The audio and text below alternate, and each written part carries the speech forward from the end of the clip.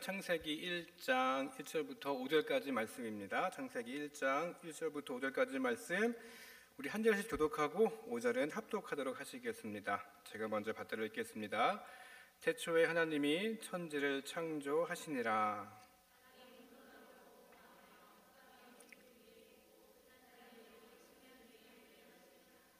하나님이 이르시되 빛이 있으라 하시니 빛이 있었고,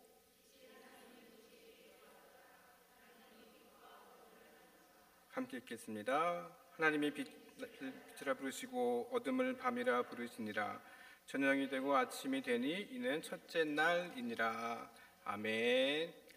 요새 신문, TV를 보시면 잘 아시겠지만 미국의 트럼프 대통령의 한마디가 세계를 좌지우지합니다.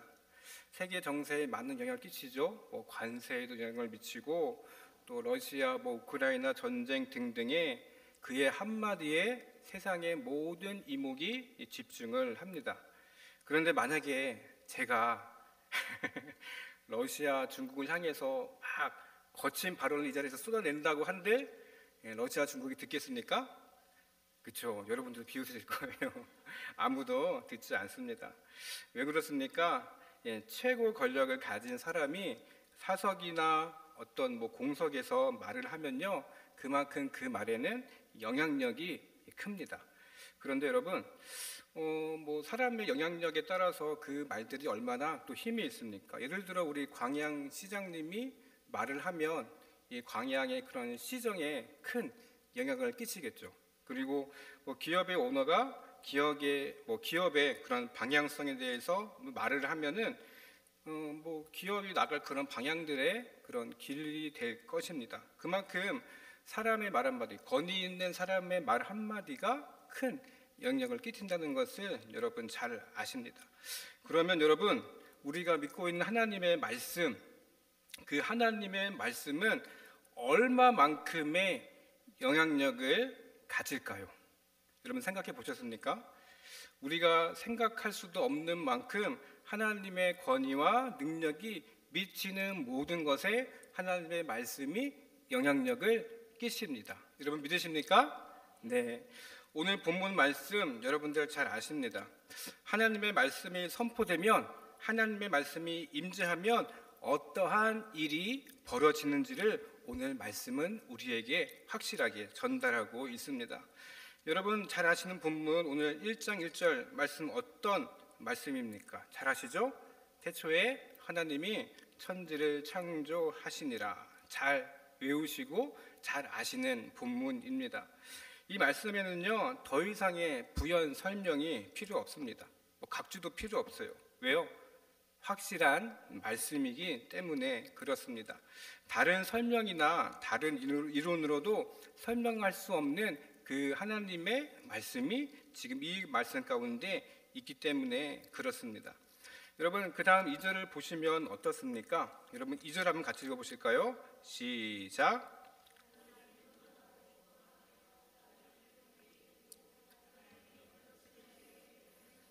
네, 2절을 보시면 아시겠지만 하나님께서 천지를 창조하신 이전의 세상이 어땠는지를 나타내고 있어요. 땅이 혼돈하고 공허하며 흑암이 깊음 위에 있고 하나님의 영은 수면 위에 운행하시니라 말씀하고 있습니다. 여러분 평소에 이거 보시면서 혹시 어떤 생각들을 하셨습니까? 땅이 공허하대요? 혼돈하대요?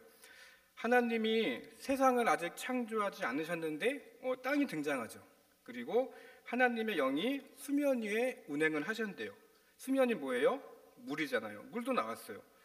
아직 본격적인 창조가 시작되지 않았는데 벌써 땅과 물이 나왔습니다. 그런데 이 본문을 보고 몇 가지 학설을 제기하는 신학자들이 있어요. 그러니까 어떤 말이냐면 그냥 학설이에요. 하나님께서 천지를 창조하시기 이전에 기본적인 창조가 있었고 이후에 구체적인 창조를 하셨다는 그런 학설이 있습니다. 그런데 여러분 그런 이론이 중요한 게 아닙니다. 우리가 하나님께서 창조하실 때 여러분 그 곁에서 보셨습니까? 보신 적 없죠. 맞아요. 여러분 우리가 그것을 따지는 것이 중요한 것이 아니라 우리가 알아야 할 것은 무엇이냐면 하나님이 말씀이 임하시기 이전의 상태가 어떠했는지 그 본문을 설명하는 것이 우리에게 중요하다는 것을 여러분 아셔야 돼요. 고대 유대인들은요, 이러한 사고방식을 가졌습니다. 그러니까 세상이 창조되기 이전에 오늘 성경에처럼 혼돈, 공허, 어둠 속 세상은 형체가 없고 물로 덮인 그런 세계를 이 고대 유대인들은 상상을 했습니다. 그래서 여러분, 이 유대인들은요, 이 바다를 죽음의 장소, 악의 도가니, 공포의 대상으로 그렇게 유대인들은 여겼어요. 여러분들 성경에 보시면 욥기나 이사야서에 등장하는 괴물 리워야단 아시죠? 들어보셨을 거예요. 이 리워야단이 이 바다에 살면서 하나님을 대적하고 사람들을 해친다고 당시 이 고대 유대인들의 사고방식에는 이런 사고들이 있었습니다. 그래서 여러분, 이 구약에서는요, 바다가 부정적인 의미 그리고 뭔가 암울한 그런 이미지가 이 바다를 그 당시에 상징하고 있었어요. 그래서 계시록에 보면요, 새하늘과 새 땅 가운데 바다가 없다고 그렇게 언급합니다. 여러분들 계시록 21장 1절 말씀 한번 읽어보시겠습니다. 시작.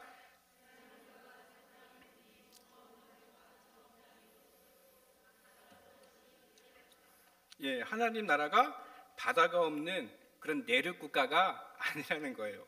하나님 나라는 바다가 상징이 어떤 상징을 한다고 그랬죠? 악의 근원을 상징한다고 그랬잖아요. 그러니까 바다가 상징하는 이 악이라는 근원이 없는 거룩한 순결한 그런 하나님 나라를 설명하고 있습니다. 그런데 이 하나님의 말씀이 임하기 전에 이 땅이 그러니까 혼돈하고 공허하고 흑암이 깊은 가운데 있었어요. 그런데 이 가운데 하나님의 말씀이 임하니까 하나님의 빛이 있으라 그렇게 말씀하시니까 빛이 생기고 그 결과 하나님이 보시기에 좋았더라 그렇게 말씀하신 겁니다.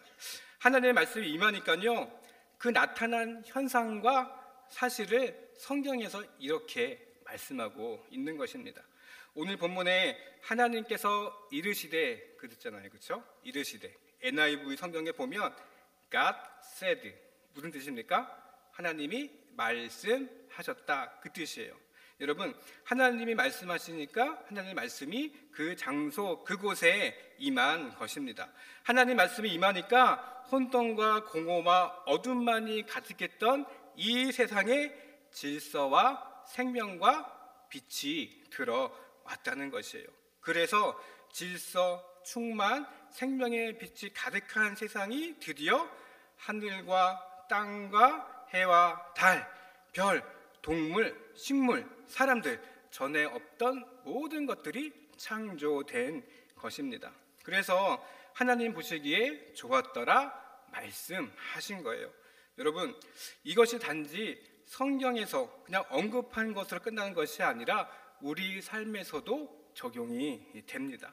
여러분, 우리가 살면서 한번 생각해 보십시오. 우리 삶에 혼돈과 공허와 어둠 속에 살았던 적 분명히 있습니다. 그런데 여러분들의 삶 가운데 하나님 말씀 임했습니까? 안 임했습니까? 믿으시죠? 분명히 여러분들 삶 가운데 하나님 말씀이 임했어요. 하나님 말씀이 임하니까 내 속에 질서와 충만과 은혜와 빛과 생명이 생겨난 것입니다. 여러분, 제가 학교 다닐 때 청소년기 청년 시절에 그저 교회만 잘 다니면 신앙이 좋은 줄로만 알았습니다. 그런데 그게 아니었더라고요. 교회만 다닌다고 신앙이 좋은 게 아니었어요. 그냥 기독교 문화라는 그 범주에 살았을 뿐 내 안에 계신 하나님을 제대로 알지 못했던 것이었습니다. 그러다가 하나님을 인격적으로 만나고 하나님의 말씀이 내 마음 가운데 내 속에 임재하니까 그동안 가졌던 의문들, 혼란들, 어둠, 공허 이런 것들이요, 이제는 하나님의 은혜와 충만과 감사의 빛으로 더욱더 나를 채워져 가는 것을 보게 되었습니다. 저만 그런 것이 아닙니다, 여러분. 하나님의 말씀이 저에게 임했을 때, 또 여러분들에게 임했을 때 내가 어떻게 살아야 될지, 뭘 해야 될지, 내가 누구인지, 내가 어떤 존재인지를 분명하게 알 수 있다는 것이에요. 이것이 바로 말씀이 임할 때 우리에게 나타나는 능력이라는 것을 성경은 말씀하고 있습니다. 여러분, 지금까지 어떻게 살았건 무슨 일을 겪었건 이건 문제가 안 됩니다. 여러분, 삶을 살면서 그 혼돈 가운데 하나님의 말씀이 임재하면요, 우리는 다시 은혜, 충만, 그런 빛 가운데 거하며 살아갈 수가 있는 것입니다. 이것이 지금 성경이 우리 가운데 말씀하고 있는 것이에요, 여러분. 하나님 말씀이 임하면 말씀에 부여된 하나님의 그 능력이 우리 가운데 임합니다. 빛이 있으라 하시면 우리 마음 가운데 있던 그 어둠이 다 떠나가는 것입니다. 하나님께서 걱정과 염려가 떠나가라 하시면 정말로 떠나가는 그 말씀의 역사가 여러분들 가운데 있을 줄로 믿습니다. 여러분, 우리가 성경을 들고 다니시죠? 교회 올 때 이렇게 성경을 들고 교회를 오십니다. 그런데 여러분, 성경을 들고 이렇게 교회에 오시는데 하나님의 말씀이 임재하지 않는다면요, 제가 아까 언급했던 것처럼 그냥 기독교 문화, 어떤 종교적인 문화의 그 틀에 사는 것 뿐입니다. 한번 생각해 보십시오. 여러분 심령 속에 내가 사는 일 가운데 정말 하나님의 말씀이 임재하고 있는지 생각해 보시기를 바랍니다. 아니면 하나님의 임재에 대해서 고민하지 않고 그저 성경책만 들고서 내가 교회만 열심히 나가면 하나님 잘 믿는 줄로 생각하시진 않는지 한번 우리를 잘 돌아봐야 할 것 같습니다. 여러분, 성경을 잘 보시면 아시겠지만 성경은요, 모두 하나님의 말씀을 받은 사람들의 이야기로 가득합니다. 평범한 사람들에게 하나님의 말씀이 임했다는 것을 여러분들 말씀을 통해서 다 보셨을 거예요. 그 사람들 말씀이, 하나님의 말씀이 그 사람들을 어떻게 이끌어갔고 말씀이 어떻게 성취되었는지를 여러분들 잘 아실 겁니다. 그런데 여러분, 여기서 중요한 것이 있습니다. 어느 누구도 본인 스스로 하나님의 말씀을 성취한 사람이 아무도 없습니다. 오히려 하나님의 말씀이 그 사람에게 임재하셔서 그 말씀이 하나님의 뜻을 이루고 하나님의 뜻을 오히려 하나님께서 성취하신다는 것을 여러분들 성경을 통해서 다 보시고 아실 거예요. 여러분들 대표적인 인물 누가 있습니까? 아브라함 잘 아시죠? 하나님께서 아브라함을 부르셨습니다. 약속의 말씀을 주셨어요. 너는 복의 근원이 될 거야. 그렇게 말씀했습니다. 그런데 이 아브라함이 하나님의 말씀을 들었습니다. 그런데 그가 어떻게 살았습니까? 완벽하게 살았습니까? 잘 아시잖아요. 부인을 누이라 속이고 하나님의 약속을 못 믿어서 여종 하갈을 취해서 서자를 낳습니다. 아브라함을 보면요, 뭐 부끄러운 인생이라 그렇게 언급할 수도 있습니다. 그런데 결국 하나님께서 그를 어떻게 만드십니까? 믿음의 조상으로 만듭니다. 여러분 한번 생각해 보십시오. 아브라함이 약속을 지킨 겁니까? 아니면 하나님께서 약속을 지키신 것입니까? 누가 지키신 거예요, 약속을? 하나님께서 그 약속을 지키신 거예요. 아브라함은 여러분 잘 아시겠지만 수도 없이 하나님의 약속을 때로는 의심도 하고 어겼어요. 하지만 하나님의 말씀이 이 아브라함을 붙잡아서 약속의 성취까지 이끌어 주신 것을 여러분 분명히 알고 있습니다.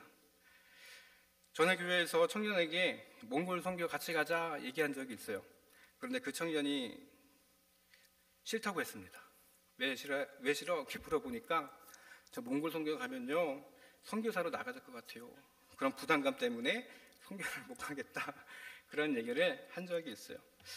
여러분, 우리는 때로는 하나님의 말씀을 오해할 때도 있고 또 두려워할 때도 있습니다. 그런데 여러분, 우리가 진정 알아야 할 것은 하나님의 말씀을 인정하고 신뢰하면 그 말씀이 우리를 어떻게든 하나님의 선한 방식으로 인도하신다는 것을 우리가 때때로 오해할 때가 있다는 것입니다. 여러분, 그렇다고 하나님의 말씀을요 부적처럼 그렇게 여기면 안 됩니다. 때로는 살다가 하나님의 말씀이 만사 오케이가 되지 않을 때도 있습니다. 성경은 이렇게 기록합니다. 우리 계시록 1장 3절 말씀 우리 함께 읽어보시겠습니다. 시작.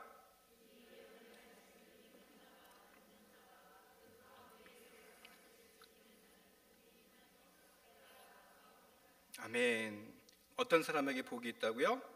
하나님의 말씀을 듣고 지키는 자 복이 있습니다. 여러분들 혹시 TV 광고 중에 재미있는 광고 중에 이가탄 광고 아세요? 뜯고 맛보고 뭐라고요? 즐기고 맞아요. 뜯고 씹고 맛보고 즐기고인가요? 네, 그런 이가탄 광고가 있습니다. 잘 외우시네요. 맞아요, 여러분. 하나님 말씀도 잘 외워야 돼요. 하나님 말씀을 읽고 지키는 자 복이 있습니다. 광고처럼요, 하나님 말씀을 맛보고 즐기는 자 복이 있는 것입니다. 우리가 여러분들 영양제 드시죠? 영양제 우리가 광고로만 들어서 알지만 그 약을 먹어야지만 그 약이 좋은지 나쁜지 알 수가 있습니다. 여러분, 말씀이 정말로 살아서 움직여 역사하는지 아닌지는요, 여러분들이 직접 체험해 보셔야 돼요. 그냥 듣고 그렇지 여기서 머무는 것이 아니라 약처럼 뜯고 씹고 맛보고 즐기고 이것처럼요, 말씀도 여러분들이 뜯고 씹고 맛보고 즐기고 여러분들이 직접 경험하셔야 하는 것입니다. 여러분, 역사적으로 살면서 많은 사람들이 물질의 문제 때문에 어려움을 겪고 있습니다. 그리스도인들도 오늘날 많은 문제 때문에 살아가고 있어요. 우리가 흔히 이야기하는 돈의 문제, 그런 문제 때문에 살아가는 것이 오늘날 우리의 형편입니다. 그런데 여러분, 우리는 살아가면서 이 물질의 문제, 정말 이런 것의 문제를 벗어나서 하나님이 나를 인도하실 것이다라는 그 믿음, 그 말씀 가운데 여러분들 살아가는지 한번 이 시간 잘 생각해 봤으면 좋겠습니다. 여러분들 잘 아시는 씨 뿌리는 자의 비유 잘 아시죠? 말씀이 능력이 있다는 것을 여러분, 이 사탄도 이 마귀도 잘 알고 있어요. 그래서 말씀이 여러분들 가운데 임하면 여러분들이 어떻게 변화하는지를 잘 알고 있습니다. 말씀이 개개인 삶에 임하면 그 개인이 어떻게 바뀌는지 귀신은 귀신처럼 알아요. 그래서 어떻게든 말씀이 임하지 못하게 방해합니다. 여러분들 잘 아시는 대로 마귀는요, 창조 능력이 없어요. 말씀이 없다라고 말하지 못합니다. 그런데 말씀을 왜곡하고 살짝 비트는 것에는 능통해요. 그래서 여러분, 하나님 말씀을 여러분들 잘 분별하고 또 잘 아셔야 합니다. 여러분, 저도 마찬가지인 것 같아요. 저도 정신 바짝 차리지 않으면 때로는 하나님 말씀이 아니라 내 생각의 말만 하다가 끝나는 경우가 있을 것 같더라고요. 요새 여러분 보십시오. 사회적 이슈, 정치적 성향, 자기 감정, 지식, 온갖 것들을 하나님 말씀과 섞어서 얼마든지 포장해서 우리를 속일 수 있는 그런 시대 가운데 우리가 살아가고 있습니다. 우리의 마음, 우리 정신도 그런 것 같아요. 어떤 말에 공감하거나 또 감정적인 터치가 되면 그냥 그것을 그저 은혜 받았다 착각하는 경우가 있는 것 같습니다. 그런데 여러분, 하나님의 말씀은 어떻게 우리가 압니까? 말씀의 열매를 보면 우리가 그것이 하나님의 말씀인지를 알 수가 있어요. 여러분, 그렇기 때문에 하나님의 말씀은 당연히 사람을 변화하게 만듭니다. 그런데 말씀을 들었는데 감동은 돼요. 눈물은 흘려요. 근데 내가 변화되지 않았다? 그것은 말씀의 역사가 없는 것입니다. 하나님의 말씀이 우리 가운데 임재하는데 우리가 왜 변하지 않겠습니까? 마가복음 16장 20절에 마지막에 이렇게 말씀합니다.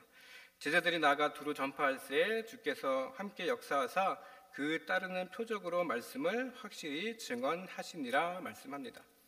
하나님의 말씀을 전파하니까 하나님께서 주님이 역사하십니다. 말씀을 전했더니 주님께서 확실하게 동행하십니다. 말씀을 믿는 사람, 또 말씀과 같이 동행하는 사람, 분명히 하나님이 역사하실 줄로 믿습니다. 여러분, 모세가 시내산에서 십계명을 받습니다. 그런데 모세가 십계명을 받는 중에 산 아래에 있던 이 백성들 조급하죠. 올라갔던 모세는 내려오지 않고, 야, 모세는 왜 내려오지 않을까? 조급하고 불안한 마음에 이 이스라엘 백성들이 무엇을 만드는지 여러분들 잘 아십니다. 뭘 만들죠? 금송아지를 만들죠. 이게 하나님이다 그러면서 금송아지를 섬겨요. 그 앞에서 이스라엘 백성들이 어떻게 해요? 여러분 잘 아시잖아요. 정성을 다해서 막 절하고 춤추며 노래하죠. 이 사람들은 이게 신앙인 줄 알았어요.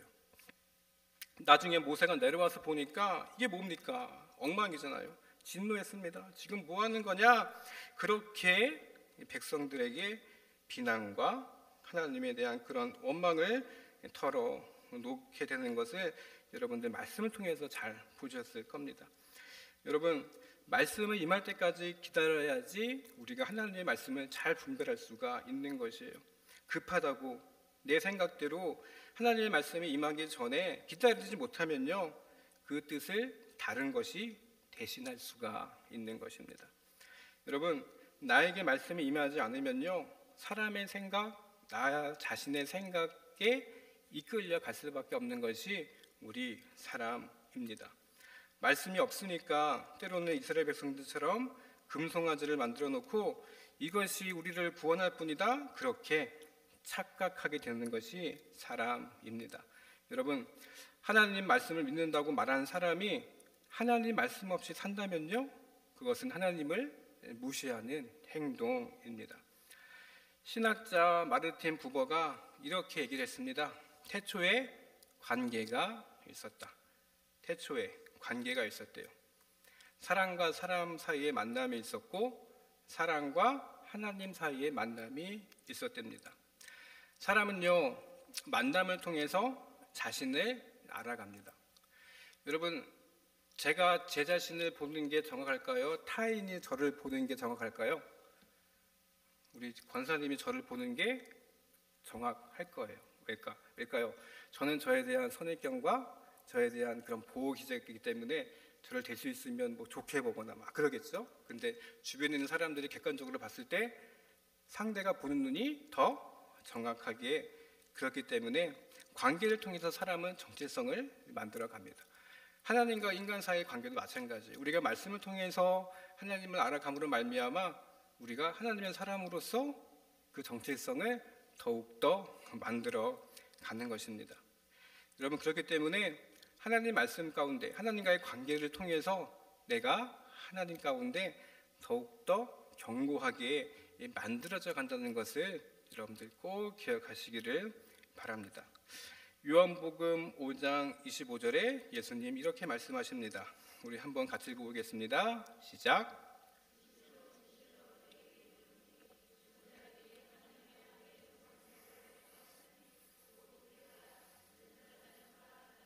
아멘. 하나님의 음성을 들으면 살아난대요. 죽은 심령이라도 하나님의 말씀을 들으면 상황과 환경에 상관없이 살아난다. 그렇게 하나님께서 약속하셨습니다. 환경과 처지나 사람들의 말, 내 감정 따라 사지 말고 오직 하나님의 말씀을 붙잡고 살아나는 것을 여러분들 꼭 기억하시기를 바랍니다. 말씀을 정리하겠습니다. 여러분 아무리 생각해 봐도요, 인간이 거슬러 당도할 수 없는 그 태초의 시간에 그 태초의 원점에서부터 하나님의 말씀은 계속해서 있었습니다. 그 말씀을 믿으며 살아가는 사람들에게는 분명히 하나님의 빛이 임합니다. 하나님의 말씀이 그 가운데 있기 때문에 그래요. 여러분 하나님을 창조주라 믿고 또 하나님이 우리와 함께 하신다는 그 말씀의 능력을 우리가 믿으면요, 우리가 흔히 보는 작은 꽃 한 송이를 보면서라도요 창조주 하나님을 생각하게 되고 또 하나님의 은혜를 누리게 되는 그 심령의 은혜가 우리 가운데 임합니다. 여러분 오늘 말씀처럼 하나님 말씀 붙잡으로 말미암아 그 크신 그 말씀의 크신 하나님의 은혜가 여러분들 가운데 넘쳐나시기를 간절히 축원드립니다. 기도하겠습니다. 하나님, 우리에게 말씀을 주시니 감사를 드립니다.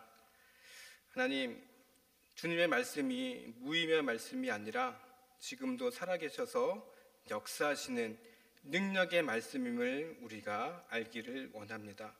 그 능력의 말씀을 우리가 붙잡고 살고 그 능력의 말씀을 우리가 신뢰하며 살아갈 수 있도록 주님 우리 가운데 함께하여 주시옵소서. 예수님의 이름으로 기도드립니다. 아멘.